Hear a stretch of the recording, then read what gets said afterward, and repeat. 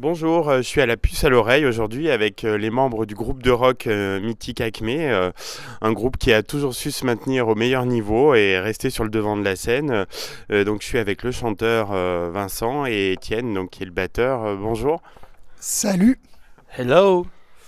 On va parler de votre titre récent, Se souvenir. Avec ce morceau et le clip, vous aviez envie de rendre hommage au public qui vous soutient depuis vos débuts.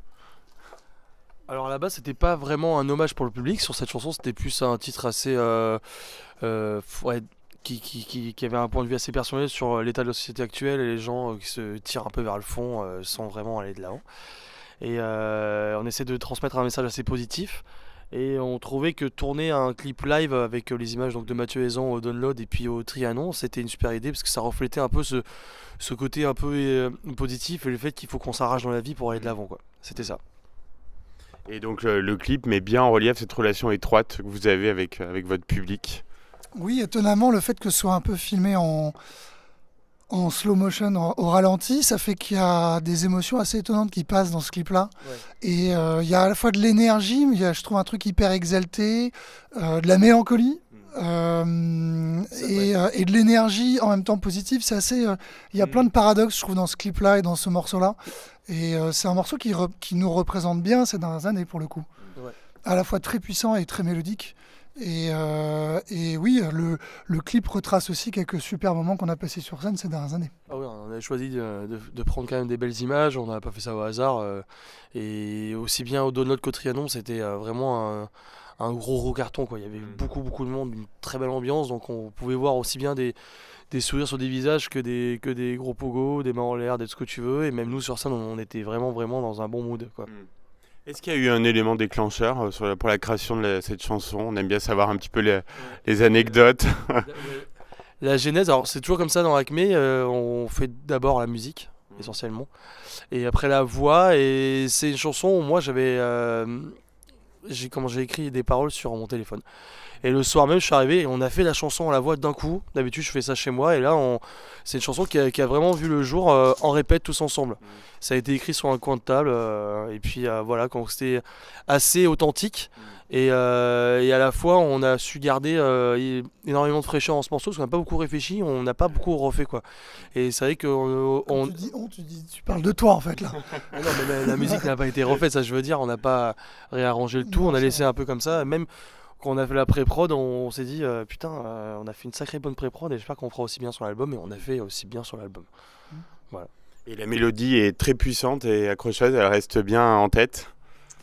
Oui, pour le coup, c'est un titre que j'ai écrit. Je crois un peu comme toi que je l'ai pas bossé énormément et Ouais. il était terminé très vite. Je me rappelle, Je savais où j'allais sans le savoir, quoi. ouais, quand on s'en parlait un peu de l'atmosphère du morceau, c'était plus. On est sur un truc cyclique ou on va dire Ça tourne. voilà, dans la puissance, il n'y a pas vraiment de. On n'arrive pas à avoir un couplet calme ou énervé, un refrain calme ou énervé. C'était tout à peu près sur assez la même vibe, quoi, même. Ouais, puissance. Et puis du coup, c'était vraiment la voix qui devait faire le contraste. Et on a joué sur ça. C'est un morceau effectivement assez étonnant pour nous parce qu'il y a pas de refrain, pas de couplet. Tout est refrain et toutes les parties sont des refrains et toutes les parties sont des couplets parce qu'en fait il y a un mantra qui tourne, plusieurs mantras qui tournent selon les parties. Et ouais, c'est juste un truc un peu enivrant comme ça et qui pourtant reste, je trouve, très accrocheur. Et c'est assez gratifiant pour nous d'avoir réussi à faire un titre accrocheur dans ce genre-là parce que c'est pas un titre extrêmement classique dans son approche. Il n'y a pas de couplet-refrain très défini, quoi. Et c'est un titre qu'on aime vraiment beaucoup. Ouais. Ça reste un de mes favoris de toute la discographie d'Acme. Ouais, même en live, il y a un truc particulier qui se passe, c'est-à-dire que c'est pas un morceau sur lequel les gens vont sauter, pogoser, machin et tout, c'est vraiment. Il y a un échange, quoi. On est tous ensemble et tu vois les têtes qui se balancent, et puis voilà, quand ça se finit, c'est calme et d'un coup les gens applaudissent et c'est super. Il y a une vraie magie dans ce morceau-là et les gens le ressentent. Et c'est assez agréable et c'est hyper chouette de pouvoir faire des morceaux un peu différents comme ça qui qui captive quand même le public.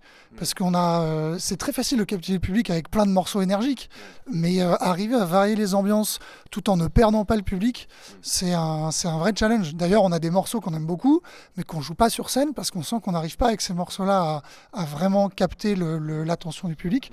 Alors que d'autres, comme ce souvenir, dès le début, on a senti que même quand le morceau était juste récemment sorti, quand l'album précédent était juste sorti, les gens étaient très contents de l'entendre en live et il se passait vraiment quelque chose, quoi. Alors vous parlez beaucoup de la scène, du live, c'est le lieu privilégié où vous livrez votre fureur, vos cris, c'est là où vous êtes le mieux, non? Les deux. Ouais. On aime les albums ouais, aussi. Je pense qu'avec l'âge, c'est marrant parce que plus jeune, je parle en tout cas pour moi, peut-être un peu pour tout le monde aussi, mais au début, tu es vraiment attiré par le live, tu veux faire du live. Le studio et tout, la composition, ça reste un truc assez contraignant parce que c'est nouveau et ça demande beaucoup d'énergie créative et beaucoup de réflexion. Et je sais pas, moi personnellement, avec là justement, c'est l'inverse, quoi. J'adore être en studio, j'adore composer. Et le live, C'est ma faute. c'est un peu ta faute. Ouais. C'est ma faute. Et après le live aujourd'hui, après on vieillit aussi et comme on n'a pas envie de lâcher l'affaire, on n'a pas envie de faire différemment de quand on était jeune, même si on n'est pas très vieux, on se donne toujours à fond et c'est vrai que quand tu fais 1h30 de show, t'as un peu mal quand même. Donc des fois, la douleur, même parfois, même tout le temps, c'est pas agréable la douleur. Donc là voilà. Aujourd'hui par exemple, on a un peu mal. Moi j'ai un peu mal aujourd'hui là. On a toujours fait énormément de concerts et on adore ça, mais on a toujours quand même placé la musique avant tout. Et donc, le live est la conséquence de la musique qu'on écrit et qu'on enregistre, alors que pour beaucoup de groupes, c'est plutôt l'inverse. C'est quand même vraiment d'abord le live. Et ça, en fait, pour moi, les deux sont complètement indissociables et totalement compatibles. Mais c'est d'abord la musique parce que c'est un truc très personnel. En écrivant un morceau et en l'enregistrant, j'ai l'impression de laisser une trace, alors que le live, c'est un moment magique qui reste dans les souvenirs, mais finalement c'est très fugace, quoi. Ça, on vit un instant génial et après il faut accepter que ce soit passé. Alors que la musique reste toujours, on peut toujours revenir dessus et écouter un album même 30 ans plus tard. Et je trouve ça vraiment très important, quoi. Alors vous avez annoncé en novembre dernier donc la séparation du groupe et une tournée d'adieu. Vous êtes arrivé en fait au bout d'une belle aventure humaine et artistique. Ouais, c'est à peu près ça, hein. Ouais. C'est à peu près ça. On a l'impression d'avoir fait à peu près le tour. C'est aussi pour ça qu'on a fait un dernier disque, c'est qu'on sentait qu'on avait un dernier truc à sortir avant de dire stop. On voulait aussi faire un cadeau aux gens et aussi faire un petit pied de nez parce qu'en général les groupes arrêtent et ils font pas un dernier album, tu vois. Nous c'était en plus C'est pas bien complètement notre prévu, caractère, donc ça. voilà. On aime bien faire différemment. Ouais, c'est ça. Mais oui, on sent qu'on n'est plus tous à 100% dans le groupe et on n'est pas du genre à faire semblant juste pour faire plaisir aux gens qui nous suivent, mais il faut d'abord qu'on soit tous à 100%, sinon les gens le sentiraient. Ouais, et puis dans Acme, comme on le dit depuis le début là, on a toujours mis la musique au milieu de tout. C'est ce qui nous fait vibrer et tout. Et quand on sent que juste faire ça aujourd'hui, ça suffit pas en gros à, je vais pas dire remplir les salles, mais à faire en sorte que ça se passe bien, aussi bien sur la route que tout et tout.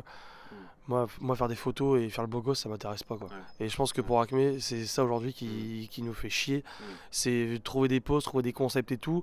Dans la musique, on t'en trouvera toujours et on adore faire ça, mais dans l'image, je crois que ça me casse les couilles. Je le dis comme ça, mais c'est la réalité.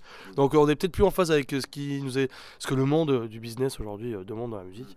Et je pense qu'on n'a pas envie que ça atteigne notre amitié, notre entente. On a envie de rester sur quelque chose de hyper positif et brillant.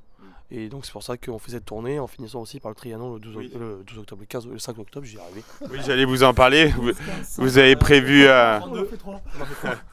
J'allais vous en parler. Donc vous avez prévu, je crois, pas mal de surprises pour cette soirée. Ouais. Ouais. Oui, il y aura Ben et Thomas, les anciens guitaristes et chanteurs d'Acme, qui seront à nos côtés. On n'a pas encore tout organisé, comment ça va se passer, etc. Mais en gros, ils vont participer à nos côtés, peut-être pas sur tous les morceaux, mais venir, etc.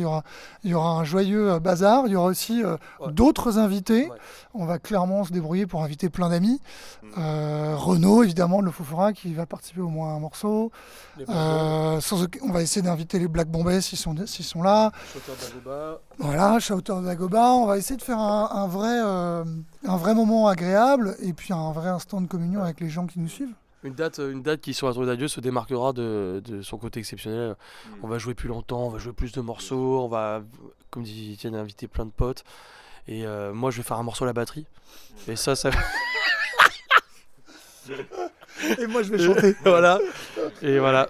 Et ça s'appellera Effort sombre. Et voilà, c'est comme ça. Parce qu'on a énormément de talent. Voilà. Et donc, Vincent va me remplacer facile. Et moi, je vais remplacer Vincent très facilement également. Ouais. Faut juste que je rapproche un peu le siège. Enfant du ciel! Alors, on a hâte de découvrir ça. Alors, vous en parliez tout à l'heure, vous sortez le 12 avril, donc votre dernier album Requiem. Donc, il est annoncé comme en fait l'album que tous les fans attendent, j'ai lu. Est-ce que vous confirmez un vrai opus rock avec des belles mélodies? Là, en tout cas... Les fans, ils savent jamais quoi attendre de nous. Donc, de toute Ouais. manière, on Mais- fera toujours ce qu'on voudra. En tout cas, c'est vrai que les gens, je pense qu'un album d'Acme, même si ça reste toujours la même lignée, ne se ressemble jamais. Et les gens peuvent pas dire putain, ils ont fait ça, ouais, d'accord. On pensait qu'ils allaient faire comme l'autre, mais non, jamais, on fait jamais ça. C'est pas volontaire, hein, c'est juste nous, on fait la musique qu'on a envie de faire à un certain moment. Et mais les premiers retours, en tout cas, de tout ce qui est webzine et chronique et magazine, c'est encore une fois. Étonnant, c'est une belle surprise parce que les gens s'attendaient pas à un album d'une aussi bonne qualité apparemment et avec autant de talent aussi bien De génie. de génie, De génie, Vincent. voilà. Aussi bien dans l'interprétation aussi bien individuelle que collective, ça a été apparemment enfin ça résonne comme un truc hyper C'est cool. bien techniquement que tactiquement. Voilà, Mhm. ça veut dire qu'on était en 4-4-3 et puis il y a Zidane devant et puis 4-4-2, c'est mieux quand même parce que d'un point de vue attaque, ouais. avec les latéraux qui montent, c'est quand même mieux. Non, merde. Bon, t'as bien compris qu'en fait on n'avait plus faire de musique, on va faire du foot maintenant. Voilà. À l'heure du bilan, alors qu'est-ce que vous retiendrez de cette aventure? Enfin, j'imagine que vous avez plein d'images en tête, mais est-ce qu'il y a vraiment des choses plus importantes? Moi, Etienne. je retiens surtout notre capacité à nous réinventer au fur et à mesure des années. Il n'y a On pas n'a cédé au mode aussi, peut-être, ce côté-là? Ouais, sans aucun doute, même si on est forcément empreint de ce qu'on écoute au moment où on l'écoute. Mais comme on écoute à peu près pas grand-chose de ce qui est à la mode au moment où c'est à la mode, ça fait qu'on est souvent en décalage. En retard ou en avance, les gens jugeront. Mais oui, on a toujours fait juste ce qu'on avait envie de faire au moment où on le sentait, avec des écueils, des réussites, mais au moins ça fait une discographie hyper riche et avec, je pense, malgré tout, au final, un vrai fil conducteur. Mais ce qui me rend vraiment très fier, c'est d'avoir réussi à se renouveler après le départ de Thomas et au moment de l'arrivée de Vincent, qu'on ait réussi à faire 3 disques. C'était important aussi de faire 3 disques avec Vincent, pas juste 2. 2 c'est bien, mais 3 c'est pas juste un petit chapitre, c'est un vrai moment, un vrai passage.